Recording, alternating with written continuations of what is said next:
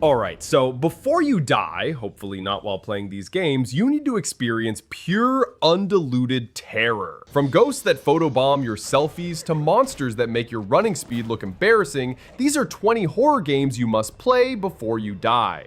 So, let's get horrified.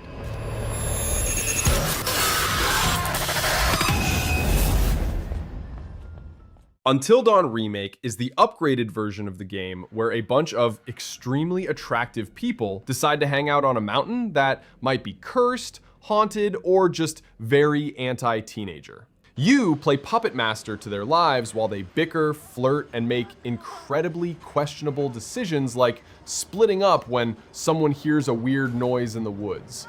It's like watching a reality show, but instead of roses, there's a Wendigo trying to rip everyone's spleen out.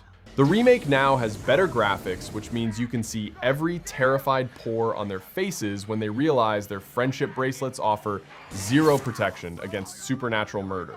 You'll get to choose who lives, who dies, and who accidentally walks into a bear trap because you thought it'd be funny. It's a glorious mess of hormones, horror, and QTEs that feel like timed SAT questions. If you ever wanted to ruin relationships and then pretend you meant well, this is your game.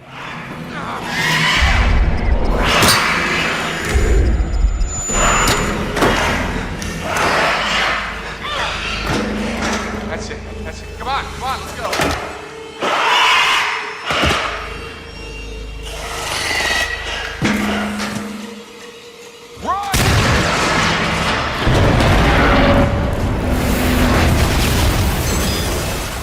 Silent Hill 2 Remake is the updated tale of a man who receives a letter from his dead wife and responds the only way a completely sane person would, by strolling straight into a fog-soaked town known for horrifying creatures and emotional trauma. This place has everything. Creepy nurses, guilt monsters, pyramid-headed sword bros, and a radio that spits out static like it's possessed by AM radio demons. The remake gives you new ways to experience James's emotional breakdown in Ultra HD, including textures that make you go, wow, I can now see the rust and regret. It's a philosophical nightmare buffet where even the furniture is depressed. You'll spend half the time solving puzzles while wondering if the puzzle is actually you. And when the monsters start crawling out of the walls like unpaid rent, you'll understand why no GPS app wants to give directions to Silent Hill.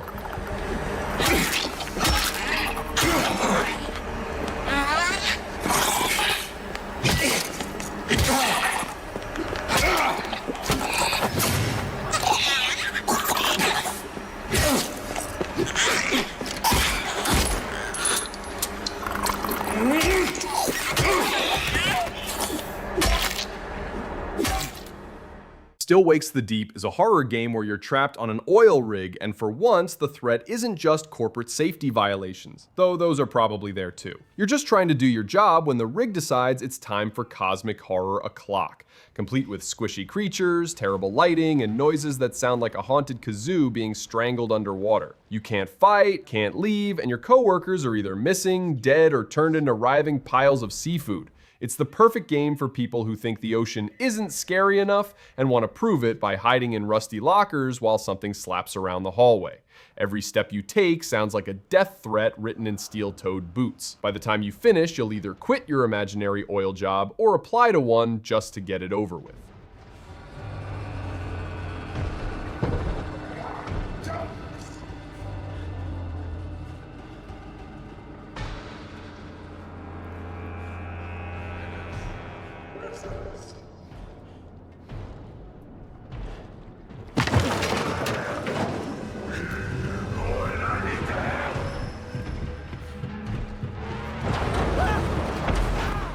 The Outlast series is a trilogy of run-or-die simulator games where your main tool is not a weapon or a plan, but a $12 camcorder with night vision and batteries that last roughly 3 minutes if you're lucky. You're always in a terrible location, be it an asylum, a forest cult, or a place that looks like it was designed by a serial killer with a Pinterest account, and everyone you meet is either screaming, naked, or trying to peel your skin off for fun.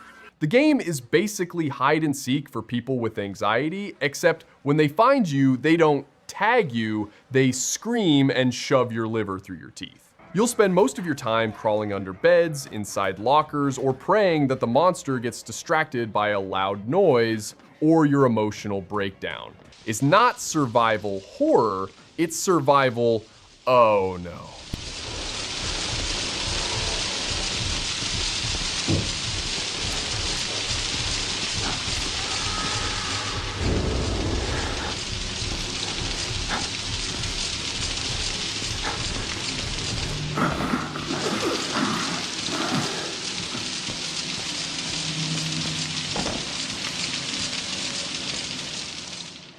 Alien Isolation is what happens when you mix space travel with the worst game of peekaboo ever invented. You play as Amanda Ripley, who bravely boards a space station to uncover the truth about her mom, and promptly ends up babysitting a xenomorph with no chill and unlimited patience. The alien doesn't just kill you, it judges you. You make noise, it's there. You run, it hears you. You breathe wrong, it appears behind you like a smug death iguana. There are also malfunctioning androids that look like they were programmed with Windows 95 and now want to murder you out of confusion. You'll spend 90% of your time hiding in lockers, whispering to the save station, and questioning every life choice that brought you to this point. The space station's lights flicker not for ambiance, but because electricity itself is scared. Christ.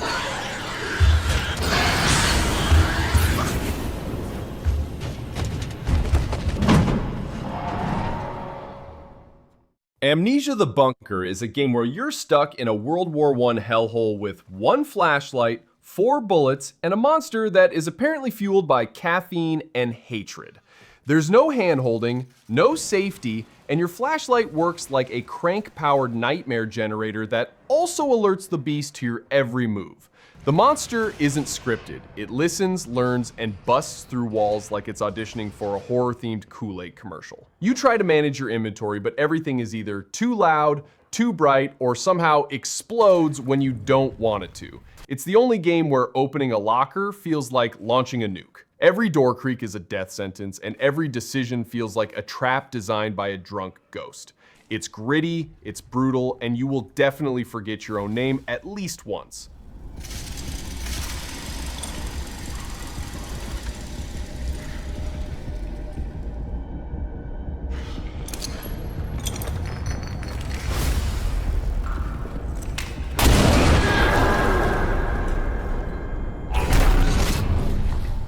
Visage is what would happen if someone took a haunted house, dipped it in trauma, and told you to live there with absolutely no instruction manual. It's a spiritual successor to PT, which means you'll be wandering around hallways that never end, light bulbs that explode for fun, and mirrors that make you question your face.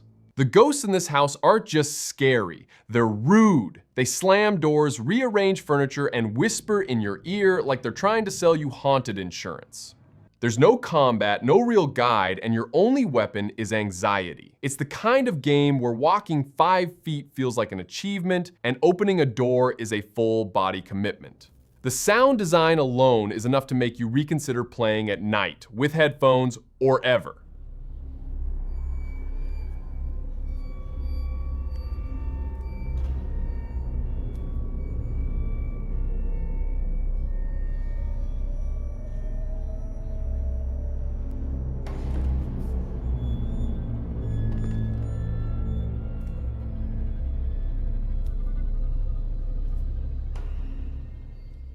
The Mortuary Assistant is a game that asks, what if your job involved embalming corpses and surviving demonic possession before lunch? You play as an unlucky intern at a creepy funeral home where every drawer creaks like it holds secrets and every body might randomly sit up to ruin your day. Your main task? Identify which corpse is possessed while getting screamed at by hallucinatory demons, hearing ghost babies crawl on the ceiling, and occasionally vomiting darkness. There's also paperwork because bureaucracy never dies. The game throws random events at you like it's running a haunted bingo night, and nothing is safe. Not the lights, not your sanity, not even your reflection. It's the only horror game where you can be calmly sewing a jaw shut 1 minute and sprinting from a shadow banshee the next. Basically, it's an internship with Satan. All right.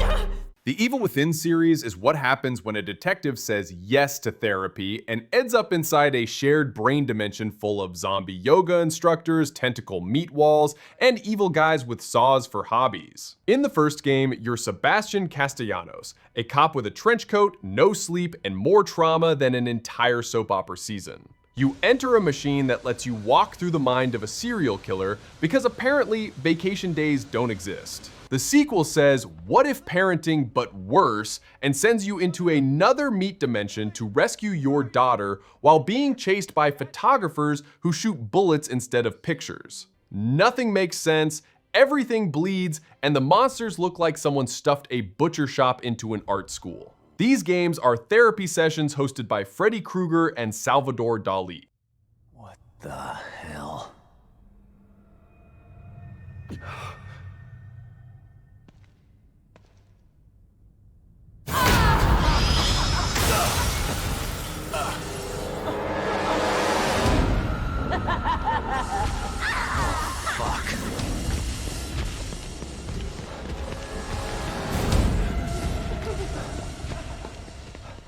Dead Space Remake is a glow-up of the classic space sucks and everything in it wants to kill you simulator. You play as Isaac Clarke, an engineer whose job description has been unofficially updated to Monster Dismemberment Specialist. You're stuck on the USG Ishimura, a ship full of dead people who've been turned into horrifying meat origami called necromorphs. And no, shooting them in the face doesn't work. This game wants limbs, baby. The remake takes the original nightmare and cranks the lighting down to, what am I stepping in? And the sound up to, who is screaming in my ear at 3 a.m.? You stop crates, fix fuses, and walk around holding a plasma cutter like it's a holy relic. The game's so tense, even the pause screen feels like a threat. Also, Isaac finally talks now, which just gives him more chances to panic out loud while getting chased by space spaghetti.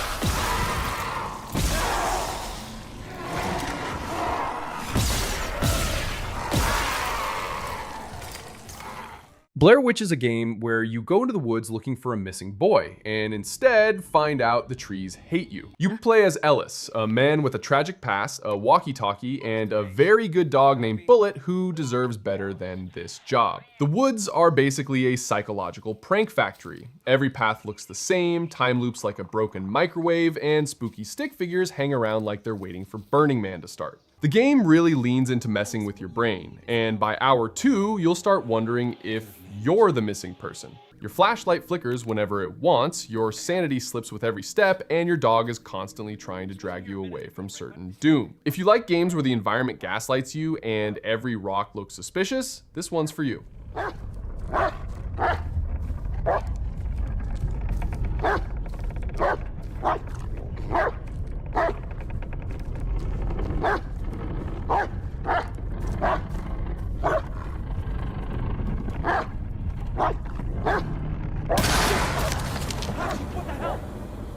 Soma is a deep-sea existential crisis simulator disguised as a horror game. You wake up in an underwater facility and learn very quickly that humanity has done a bad thing, the robots are confused, and the ocean is just one big haunted house with pressure issues. Instead of jump scares, the game prefers to ask questions like, what is consciousness, and are you even you? While a fish-faced monster tries to rearrange your organs through walls. The computers are rude, the audio logs are depressing, and the AI is like a philosophy major who got electrocuted. Every hallway is dripping, flickering, and absolutely filled with creatures that sound like your worst migraine grew legs. The horror isn't just physical, it's metaphysical. If you've ever wanted a game to ruin your day and your sense of identity, congratulations, you're now Aquatic Schrodinger's cat.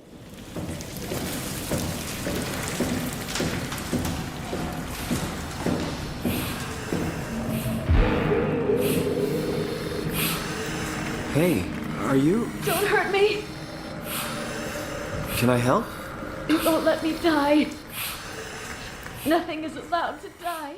The Little Nightmares series looks like it's made for kids, but is actually for people who want to see what childhood trauma looks like if it wore a raincoat. You play as tiny characters in giant, disgusting worlds filled with nightmare giants who grunt, slurp, and chase you like expired cafeteria lunch ladies. The first game is basically escape the world's worst buffet, and the second one adds a school run by a teacher who can stretch her neck like she's auditioning for a toothpaste ad from hell. The controls are simple. Run, climb, and try not to get pancaked by someone's oversized foot or lasagna-shaped torso. It's side-scrolling horror wrapped in Tim Burton's fever dream, and the best part is how it never explains anything. You just exist, suffer, and leap across sinks full of mysterious goo.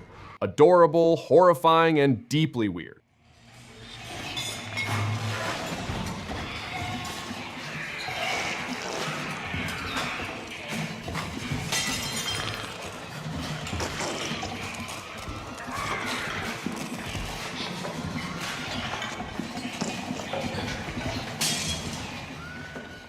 Inside is the only platformer where you start as a nameless child and somehow end up as a rolling meatball made of limbs, sadness, and science. It's a side-scrolling fever dream full of puzzles, creepy labs, drowning sequences, and occasional mind control, all delivered in the emotional tone of someone whispering, "Oops," at a funeral. You never learn who you are or why everything wants you dead, but you keep going anyway because gravity and trauma are stronger than logic. The game's visuals are minimalist, but the horror hits like an unpaid tax bill. The people chasing you range from dogs to drones to guys with flashlights and no mercy, and the final act turns into something that makes your brain reboot mid-scream. If Kafka designed a playground and then it rained despair for 40 days, you get this game.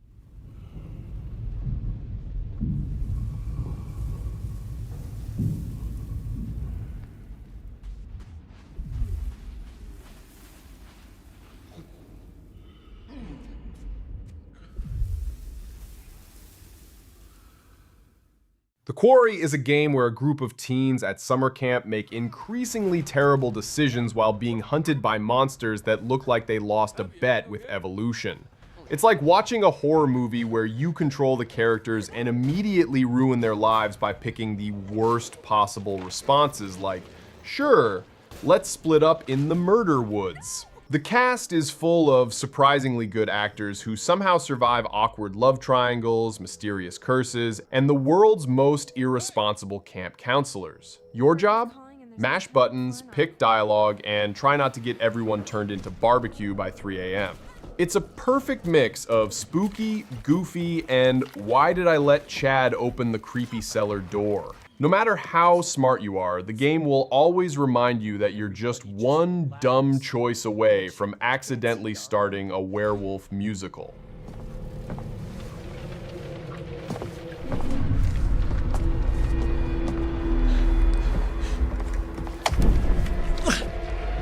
Gotcha. No pay for what you did to my Caitlin. Get the fuck off of me!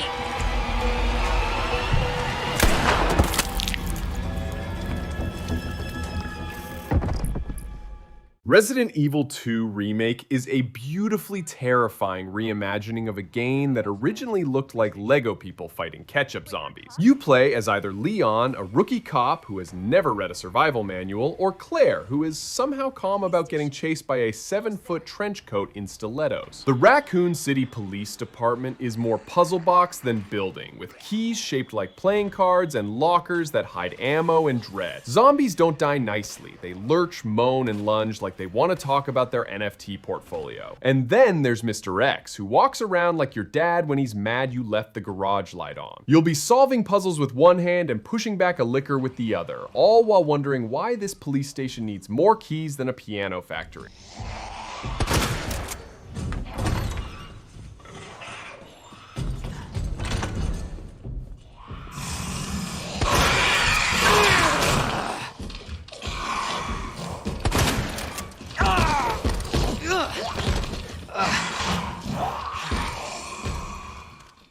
Alloway 2 is what happens when a tortured writer finally escapes his haunted cabin and immediately jumps into a deeper supernatural dumpster fire. This time he shares the spotlight with Saga Anderson, an FBI agent with a cool coat and absolutely no clue she's about to fall into the plot of a horror novel written by a coffee-addicted cryptid.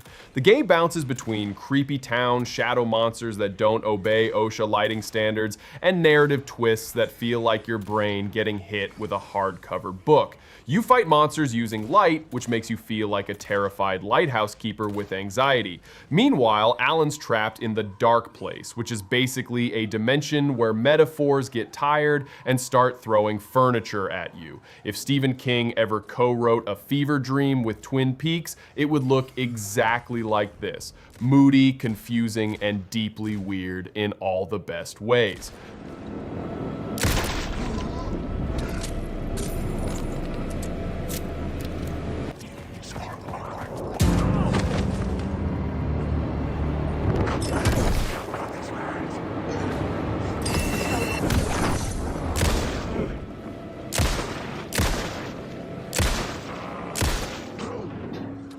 The Fatal Frame series asks the brave question, what if your only weapon against vengeful ghosts was a camera made by Satan? Set in a string of cursed mansions and ghost-infested villages, the games let you play as tragic heroines who say yes to investigating paranormal disasters armed with nothing but a haunted Polaroid. The ghosts don't just float, they scream, teleport, and sometimes gently phase through your face while whispering things like, "I know where you sleep." To fight back, you aim your camera and try to take close-up ghost selfies at the exact second before they lick your soul. The closer they are, the stronger your shot, which is horrifying news if you're not into jump scares at 1 inch away. The game loves mood lighting, long hallways, and the unsettling sound of ghost sandals. It's part horror, part photo class, all nightmare.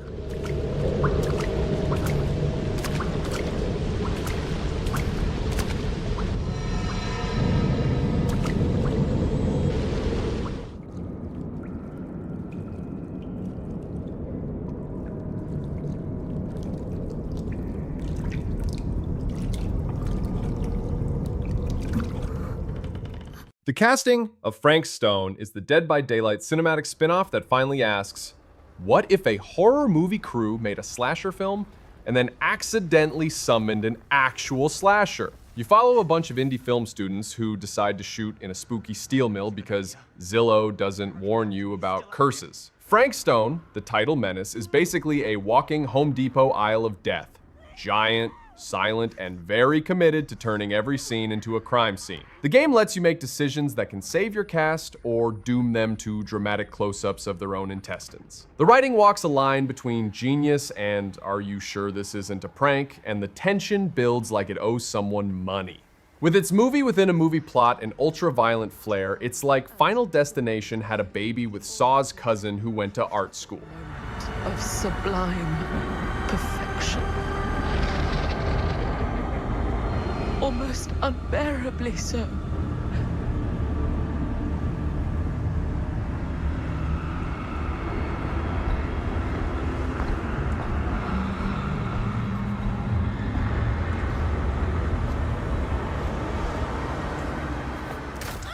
Resident Evil 7 is where the series said, let's take everything you know and love, then duct tape it to a swamp and scream in your face. You play as Ethan Winters, a guy who just wanted to find his missing wife, but ends up getting dinner with the Baker family, who cook mold, eat intestines, and throw chainsaws like party favors. This game swaps the old third-person camera for a first-person one, which means you get to see every disgusting detail up close, including when someone punches your head off. You wander through rotten houses, fight sentient mold, and occasionally get politely dismembered. There's also a grandma who appears in random places like she's ghosting bingo night to haunt your hallway. The entire thing is gross, gory, and gloriously unhinged, like the Texas Chainsaw Massacre, directed by a guy who eats glue and listens to feedback from a VHS tape.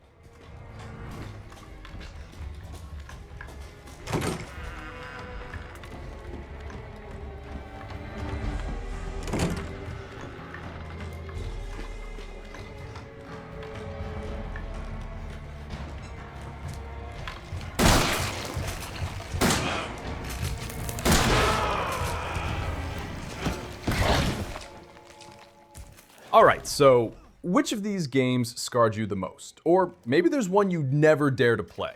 Let me know in the comments. And if you enjoyed the chills, give this video a like and subscribe for more game recommendations that'll keep you up at night. Thanks for watching, and I will see you in the next video.